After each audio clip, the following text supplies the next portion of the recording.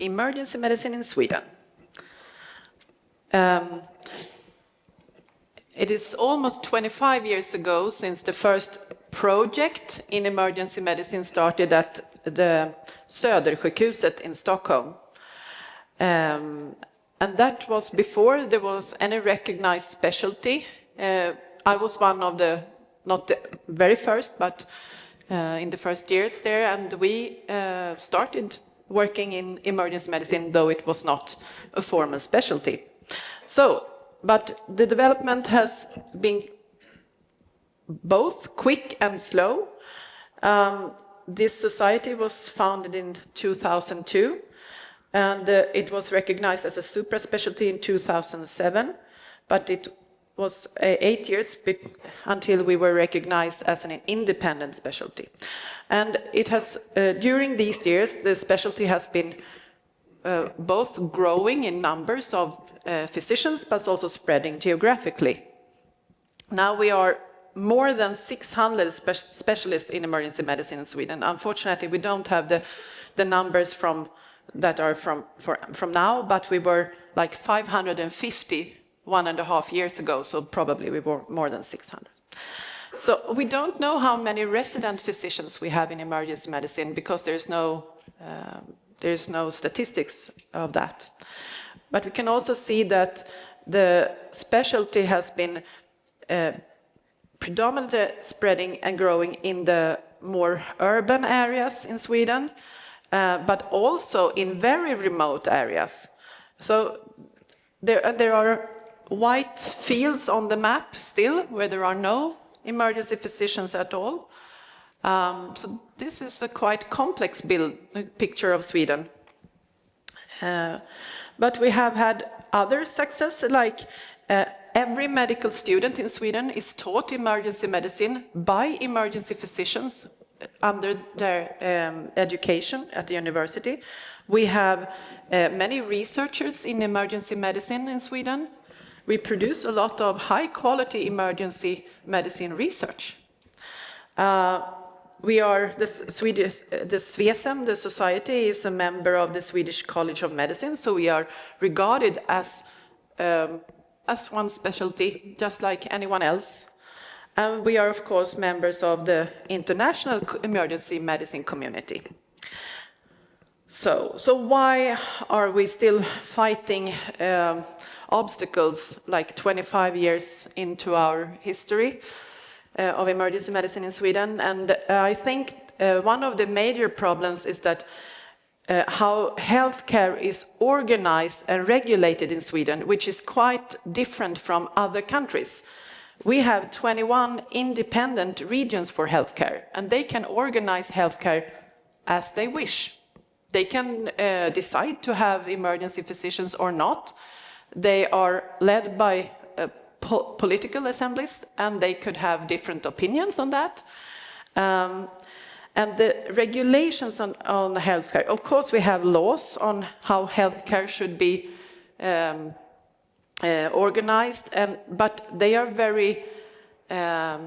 not very detailed, so this gives space to all regions to organize like they want to. And one big problem that has been very evident when developing emergency medicine in Sweden is that we don't have a national authority that is inspecting the residency programs. Residency programs can be inspected by voluntarily, but that organization do not have the mandate to close down programs like in other countries. So we have had this has led to heterogeneity in residency training and how emergency medicine is organized in Sweden. So it can differ a lot. If you're an emergency physician in one hospital, your work can be very different from in another hospital. And what is expected of you in one hospital might not be expected of you in another hospital. So we don't, generally, Swedish emergency physicians do not reach the objectives and standards of the curriculum. That's a fact, unfortunately.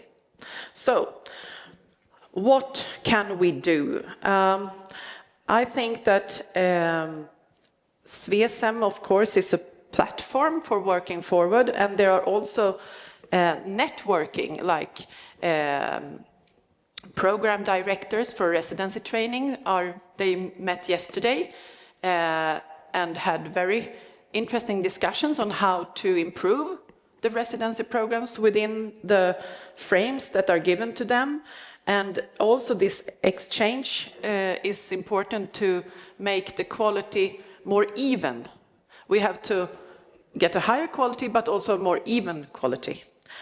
And we need to continue our lobby work on policymakers and other stakeholders so we can get our agenda through.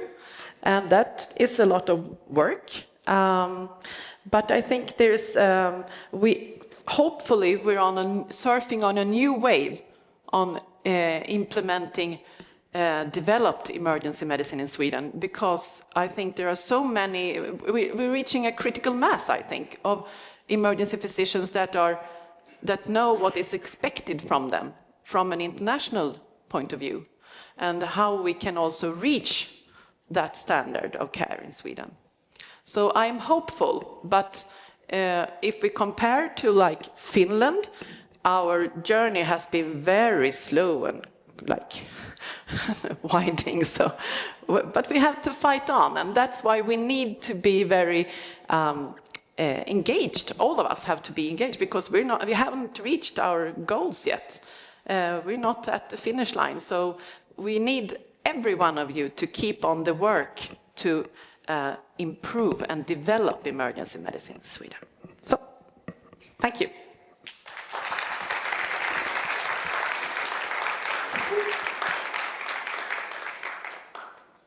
Good morning. My name is Yaffee. This is my colleague Anjni Joyner. We're representing 2 academic institutions in the US. And we're going to talk a little bit about a brief history of emergency medicine in the United States. This is based a little bit on Brian Zink's book, Anywhere, Anyone, Anytime, which I recommend you read if you're interested really in niche history or you're having trouble falling asleep at night. But there is a book about the history of EM in the US. So we had a bit of a humble beginning as well.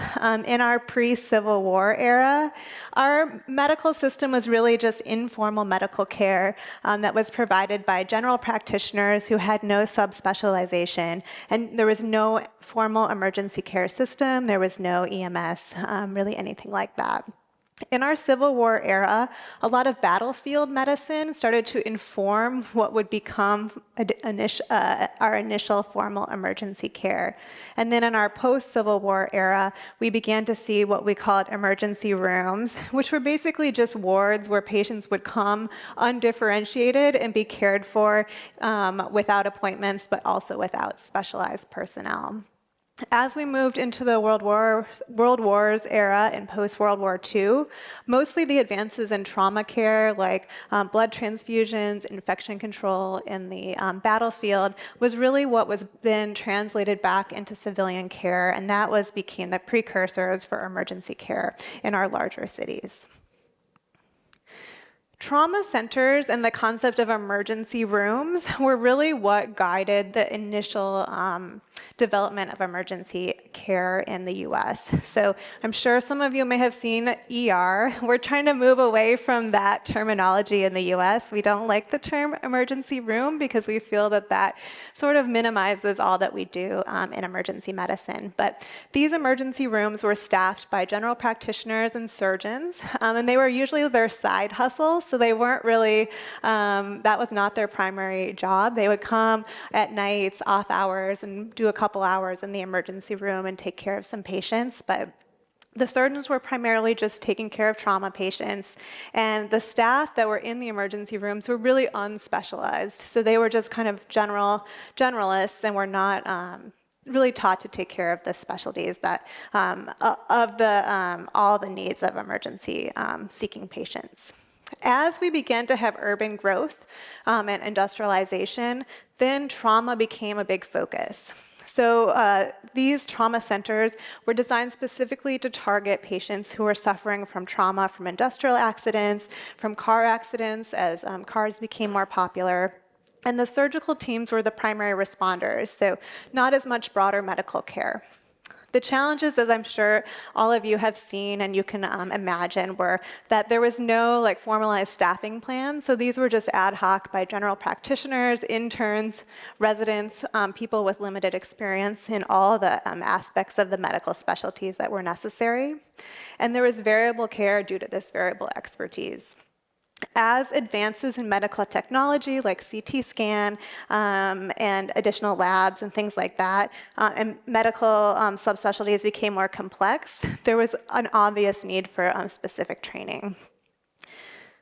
So because of this kind of focus on trauma, emergency care became kind of housed within surgical departments. So it was thought to be more of a part of surgery and less so a larger medical specialty.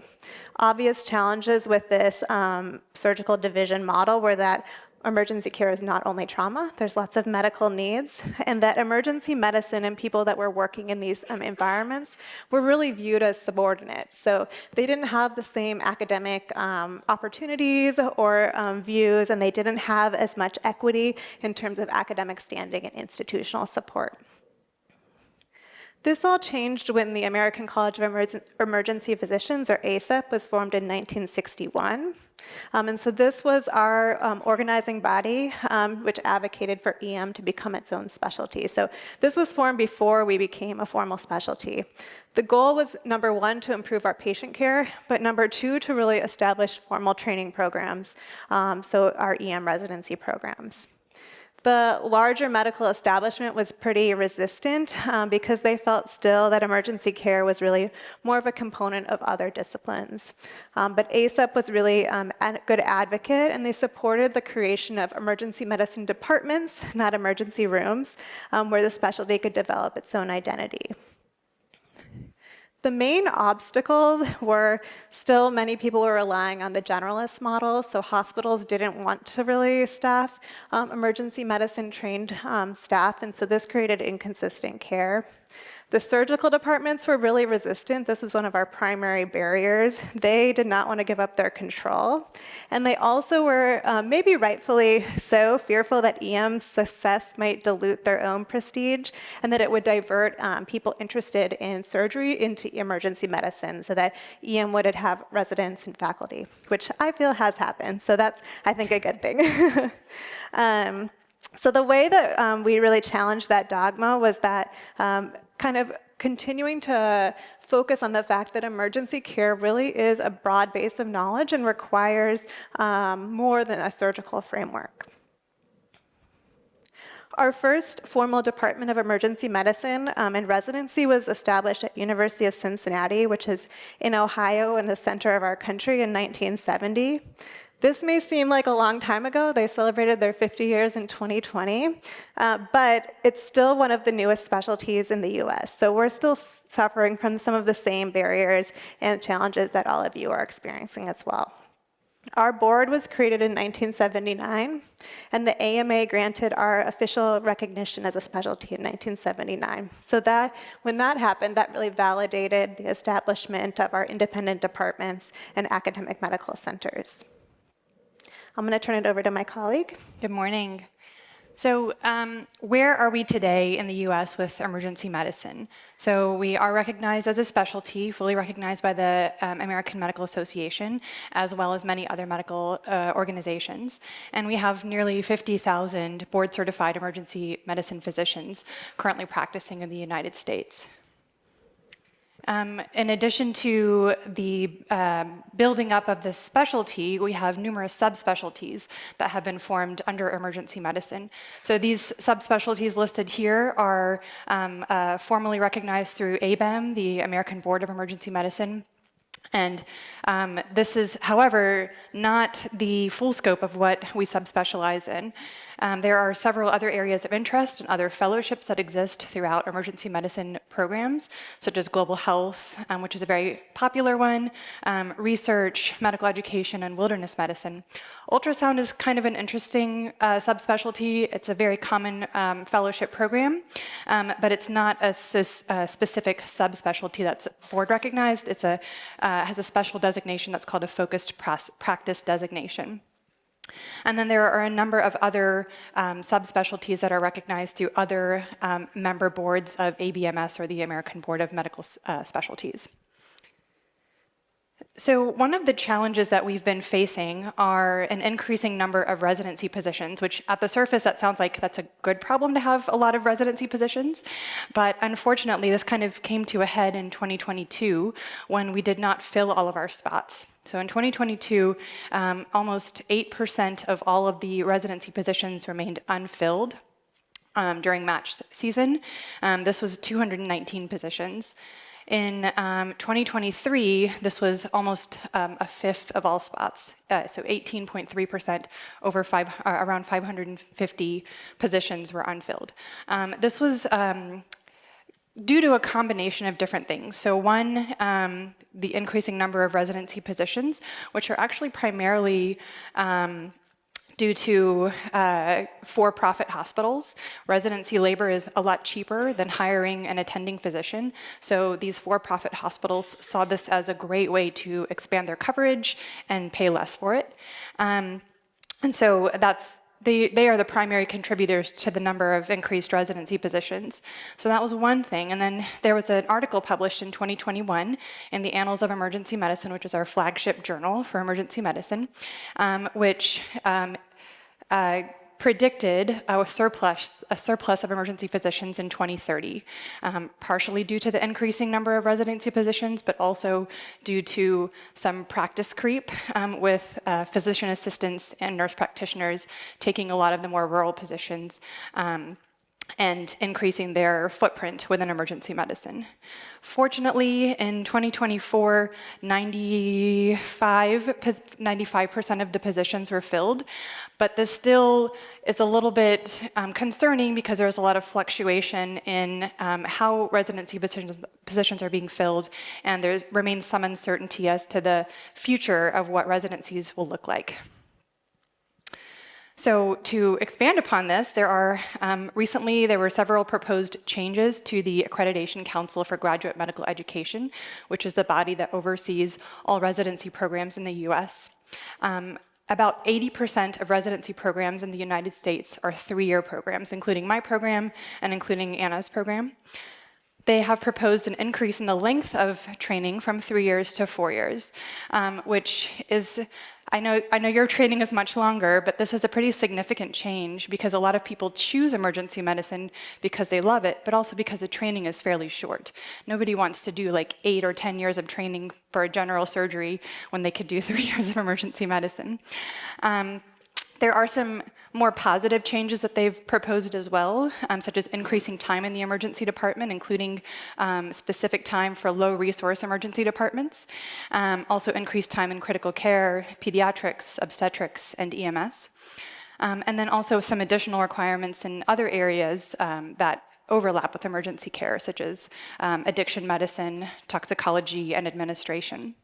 And then finally, they've increased the number, or they're proposing to increase the number of procedures and critical patient encounters, and reducing the number of simulated encounters and procedures that were previously allowed. None of these have been adopted yet, and there's still a lot of discussion that's ongoing between residency program leadership and other advocates to determine what is the best path forward. Some other challenges that we are facing as a specialty, I alluded to this earlier, but profit-driven decision-making is becoming an increasingly common challenge that we see not just in emergency medicine, but other subspecialties and specialties as well. Many health systems have been merging or being bought up by private equity firms. And the focus of these firms is really on profit and not necessarily quality of patient care. And so these mergers have led to a reduction in access to care for many individuals, decreased patient care and quality, and then also a loss of physician autonomy. Physicians are being pushed to move the meat and focus on efficiency rather than quality of care. Overcrowding is a common issue that we see as well. This is usually due to boarding in the emergency department. We don't have enough hospital beds, and so that trickles down to the emergency department where patients are left for sometimes days waiting for an inpatient bed, and then that pushes out to the waiting room. And so we have, in my institution, sometimes we can see upwards of 80 patients in the waiting room, which is incredibly challenging. I'm not sure how it is for Anna. This obviously results in delays in patient care, especially for those patients who are suffering from time-critical emergencies, and poor patient outcomes. There's also an impact on EMS services because a lot of these EMS agencies that are dropping off patients have increased wall time, which is the time that they're waiting to transition patient care. And so that impacts their ability to respond to other emergency calls within the community. And then it also impacts the staff and the physicians. It contributes to burnout. It's a lot of stress to try to see these patients and try to care for everyone. There's also increased stress about liability.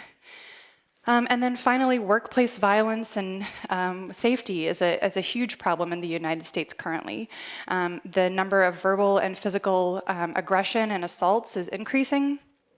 This is very disruptive to patient care, but also substantially contributes to provider stress, mental health, burnout, and PTSD in many cases when they are subject to violence or witnessing the violence. And then overall, there's just a lack of reporting and support for these individuals. Some people just assume it's a part of the job, which is not the attitude that we should be taking. So to end on a more positive note, the future of emergency medicine does look bright. There are lots of innovations on the horizon with telemedicine, artificial intelligence, and research.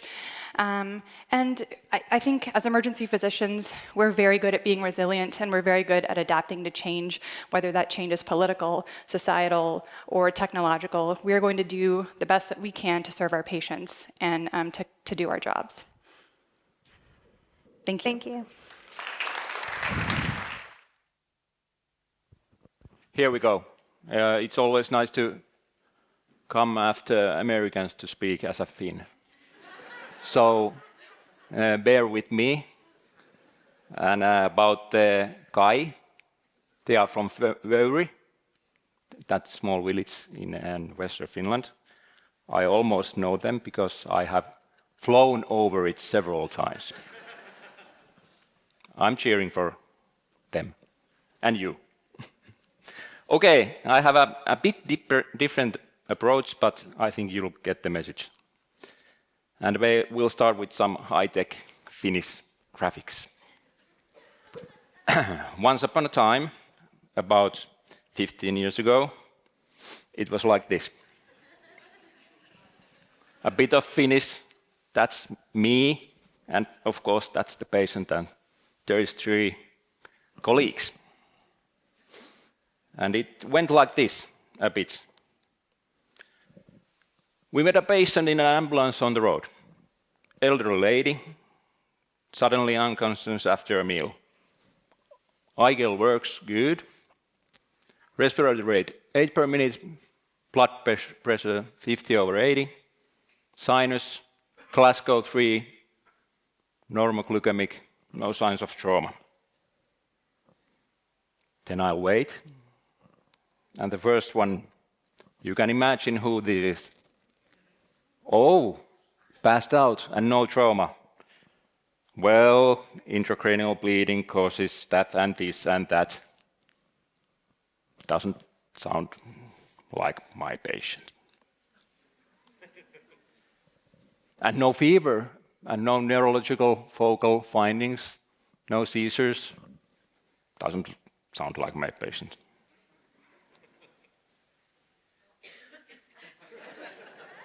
Doesn't sound like my patient. A bit of a problem, if you know what I mean. And then, I should keep going, there's another mission for us. Oh, and now comes blueberry soup from her mouth. This is not my patient. But they make a decision, and you know what it is. Let's go to the head CT and then decide which of us will treat the patient.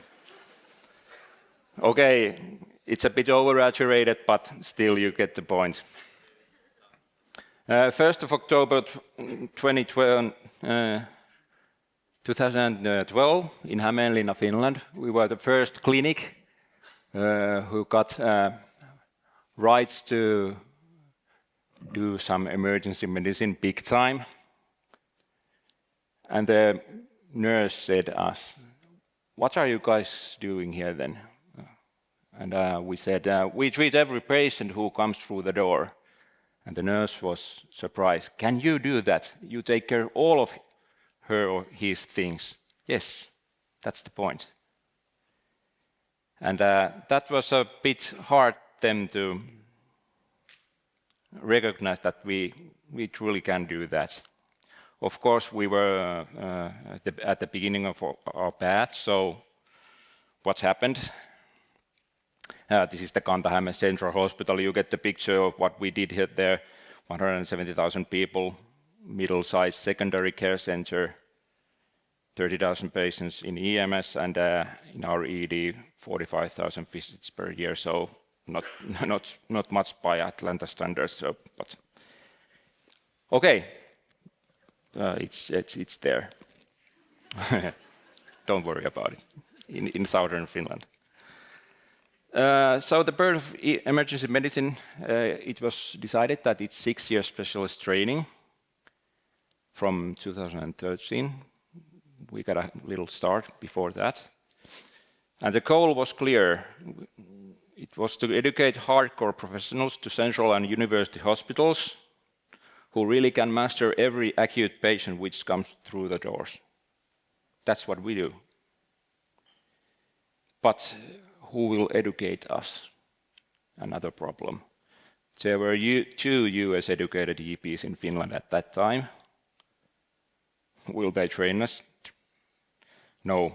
The grandparents of EM, who were responsible, they were given free but uniform rights to educate.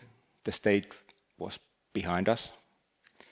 And of course, there was a need of experienced seniors who worked on the ERs or EDs, mainly in internal medicine, surgery, and anesthesiology. And they did a written exam test, and then they started to teach us.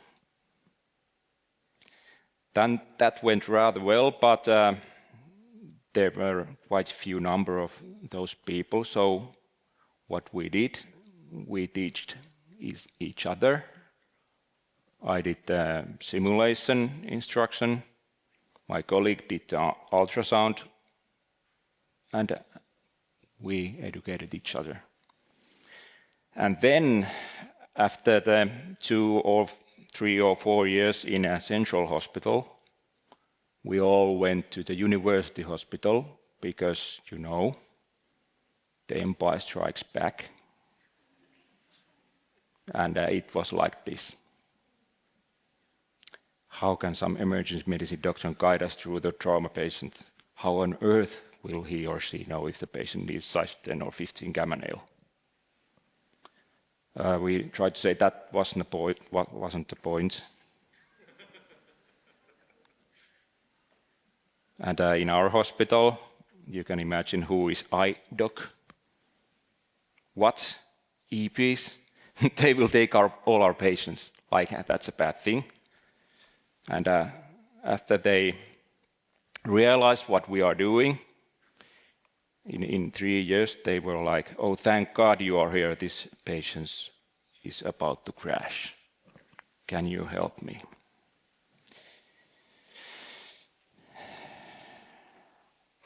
Okay, the chief of our ED was one of the grandparents, and he became professor in EM, so we have a little advantage. And Tapio Innavo, one of the 2 US EPs, was the first drill instructor.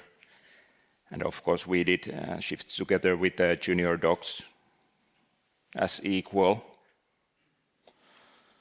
And we did a lot of work at that time, and I still think there is still a lack of neurologists in Finland, but especially in Hämeenlinna, we take care of neurological patients, especially AIS patients, and there was, of course, some research, and we did quite well. DNT is still 20 or I think 19 minutes, and we take care of ENT, ophthalmology, and children. Of course, we have pediatrics in our hospital, but we also took care of them.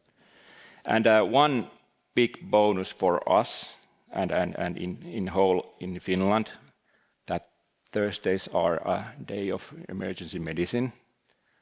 We have all Finns lecture in the morning. All the clinics will come. And of course, in Thursdays,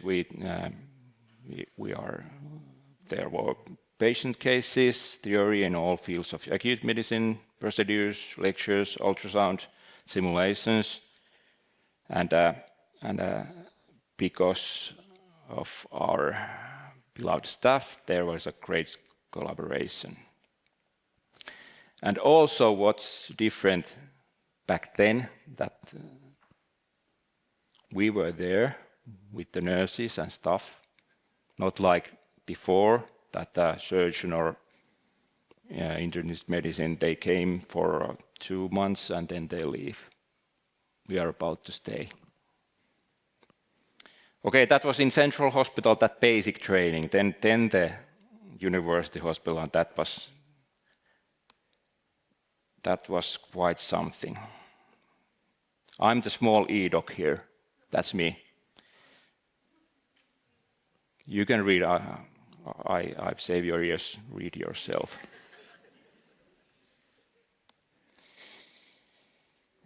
That was fun. How many complications? And then I said 2.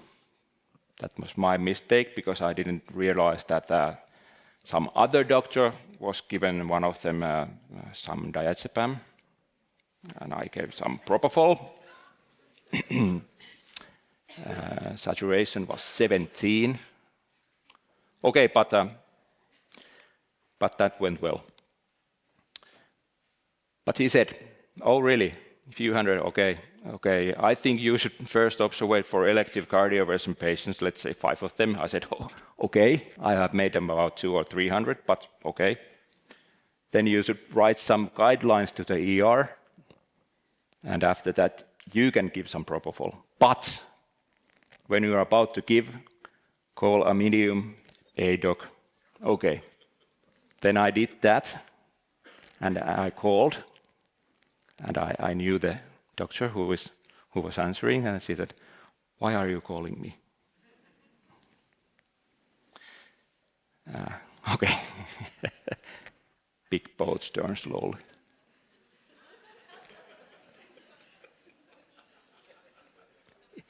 It's still that is a problem. We have infiltrated now in university hospitals. In my university hospital, which I'm part of in EMS, EP will take care every patient, but trauma, major trauma, they are surgery. There is also the orthopedic or surgery, and they will take care of it. But we will strike them. Sorry if there's those ducks. Okay, what do we do today? EDs are now led almost everywhere in Finland by EP specialists every time. He or she will serve as a consult, triage, and handles the EMS calls also.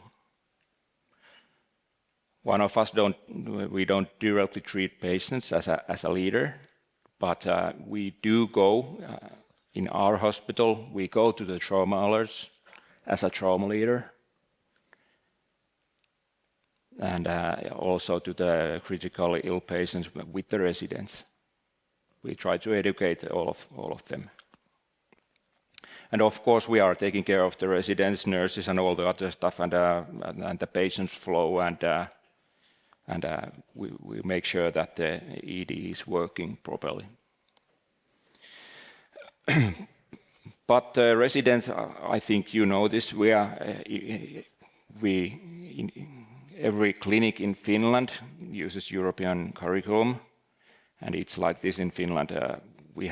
Nowadays we have an application and interview, and we have to do primary care for 9 months, and we have a trial period of 6 months.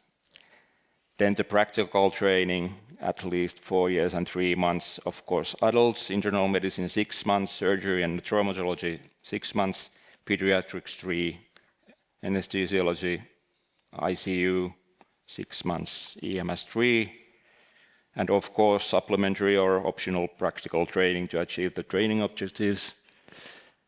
And of course research, always research, like me. And we have some courses in leadership and management.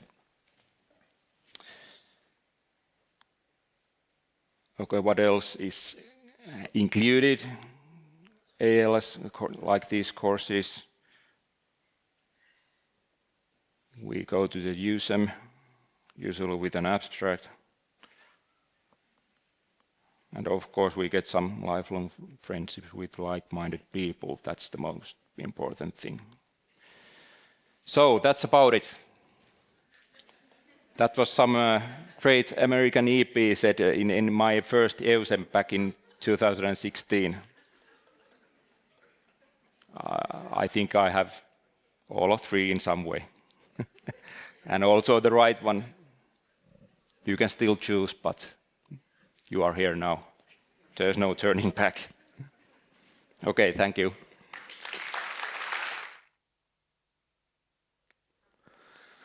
All right, thank you so much for your previous talks. They're brilliant. Very good to listen to colleagues and the progression of emergency medicine, isn't it? My talk is about Iceland, but I am Swedish, so I feel that I should probably present myself as that. My name is Rasmus Strandmark. I'm an emergency physician trained in Sweden in Eskilstuna, finished my residency there with rotations to Cape Town and Reykjavik. Nowadays I work in the Landsbytali University Hospital in Reykjavik, and I'm also a PhD student at the Háskóli Íslands. I have a lot of interests and conflicts in this subject, but none of them have so far resulted in any significant cash flow into my bank accounts. Feel free to send me money afterwards. As I said, I'm Swedish, but nowadays I'm trying to do my best to become an Icelander. I moved 2.5 years ago, a great country you should come visit. So I've had the privilege to work in both the Swedish and the Icelandic setting, and that of course have led me to reflect a bit on the differences between the two countries. And what has fascinated me most is that two culturally so similar nations have adopted such different strategies when it comes to implementing emergency medicine. If anyone heard my talk on this at SWESEM in Copenhagen, I compared the evolution of the specialty in these two settings. Today I'll try to focus more on Iceland, but I need to start at the beginning. Emergency medicine is a passion to me. I love what I do. If it's removing 2 magnets from a boy's lingual frenulum or doing an awake intubation for a crashing asthmatic. But this wasn't clear to me initially. During my last year of internship, I was steadily feeling an increased anxiety level, nearing the state of panic, because I couldn't see myself going into any of the existing specialties. And frankly, emergency medicine was at the bottom of my list. At the time, it had just become a separate specialty on paper. but what emergency physicians were doing was very far from what I felt that emergency medicine is. Basically, it was sorting out low priority patients that no one else wanted to take care of. But I had to go somewhere. So in desperation, I let myself be persuaded to go to talk to the emergency director at the time. And as it happens, she was brilliant in her sales talk. And that's her on the right, by the way, Birgitta, lovely person. And if you look at me, you could almost see that I wasn't convinced, right? Not at all happy and comfortable being in this ad. Anyway, Birgitta said to me, okay, listen, mate, no one here knows what emergency medicine is, including me. But the hospital says it wants it, and they've given me this pile of money, so here's the deal.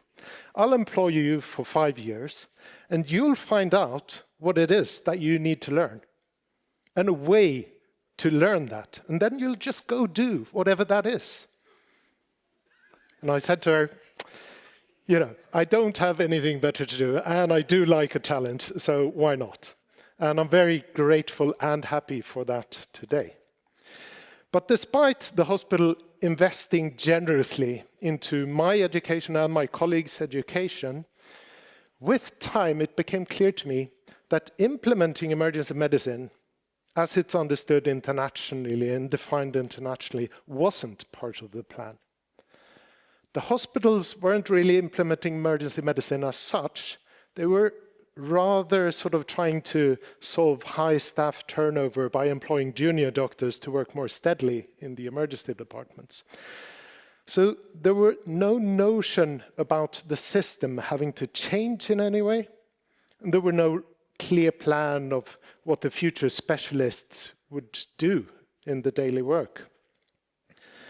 And experiencing this and realizing it, that made me the uncompromising dogmatic that I am today. In Iceland, things started with this man, Jón Baldursson. He had gone over to the States soon after the specialty was recognized over there. And after completing his training in the Department of Emergency Medicine at the University of Cincinnati, he moved back to Iceland in 1991. He applied to become Iceland's first emergency physician. Now, as emergency medicine didn't exist in Iceland yet, it took almost a year for the Directorate of Health to approve his application in 1992, and the specialty was formally approved 2 years later. Jón got employed in the orthopedics department to manage their ED. At the time, the Icelandic population was quite young compared to the European standard, so most of the ED flow was minor trauma. And as you might be aware, orthopedic surgeons aren't necessarily primarily interested in seeing the undifferentiated patient in the emergency department, right? So they're quite happy to let someone else do that.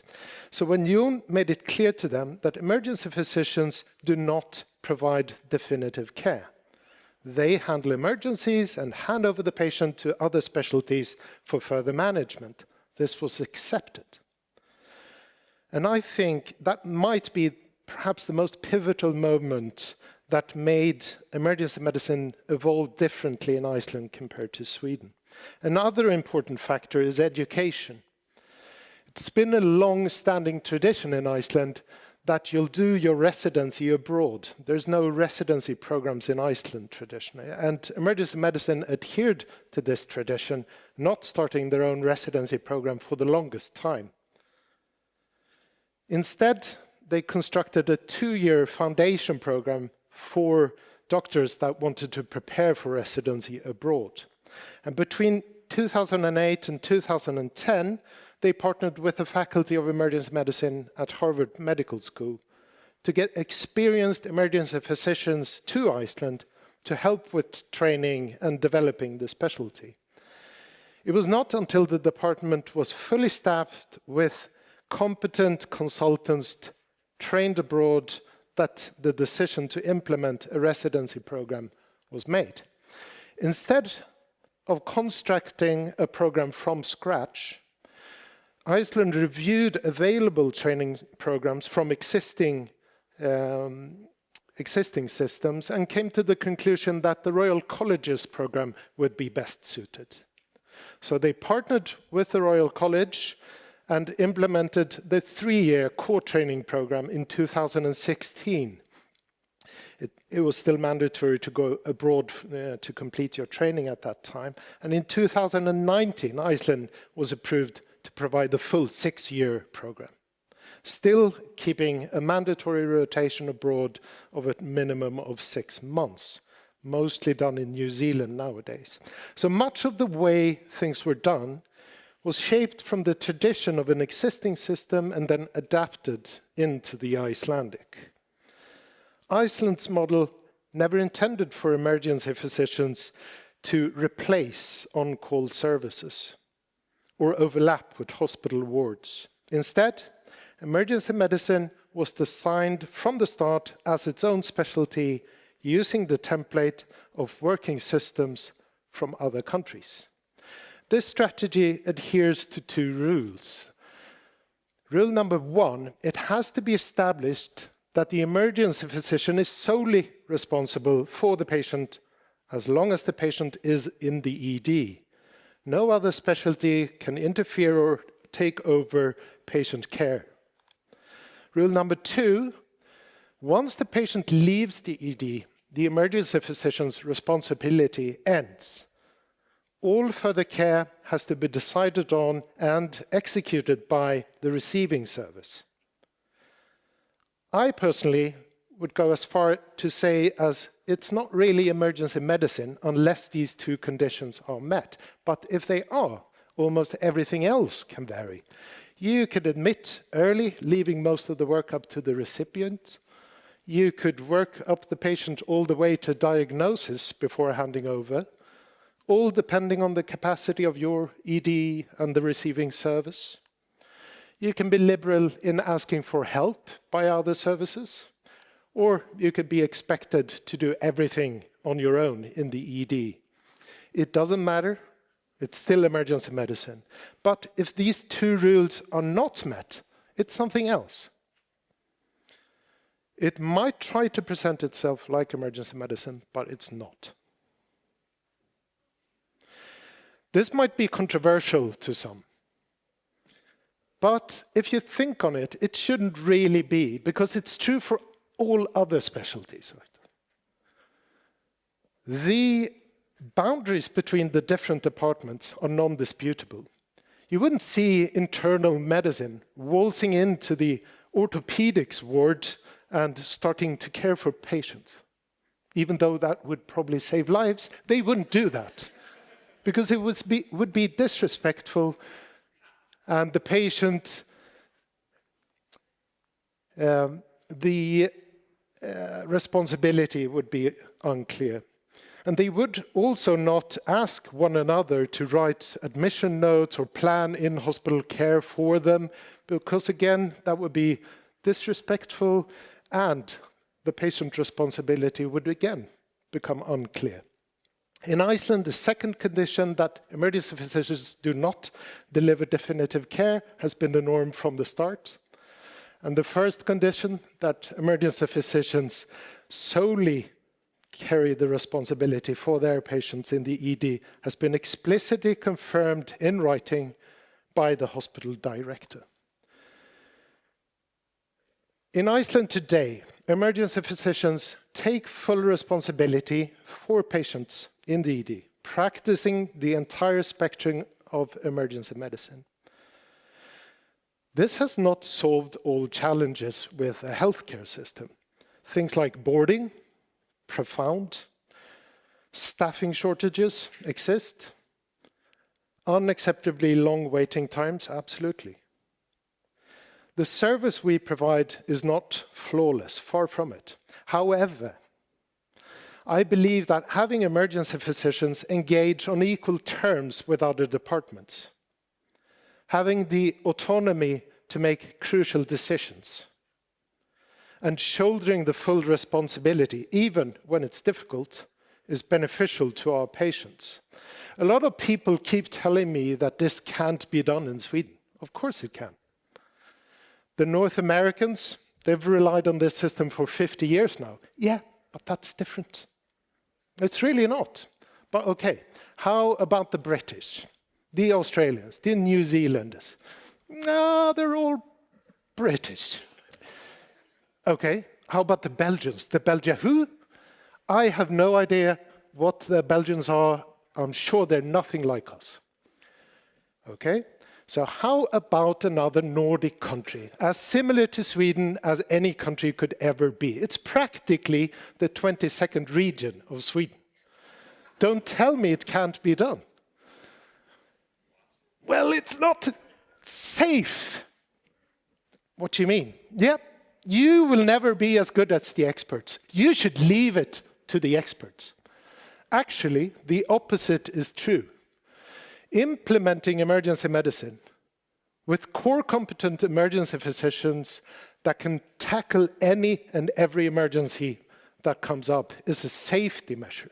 Emergency physicians are there saving the eyesight of people with orbital compartment syndrome, doing the lateral contotomy considerably faster than the ophthalmologists. Emergency physicians are there detorquing manually any testicle torsion that comes through the door, significantly improving patient outcome. Emergency physicians are there doing advanced airway management whenever and wherever the patient needs it. Don't let anyone convince you that you cannot achieve the competency that this demands. You can. It's been proven. Don't let anyone convince you that you can't form an autonomous emergency department capable of doing all these stuff, being trusted from the society and being respected by the other departments in the hospital. You absolutely can. Thank you.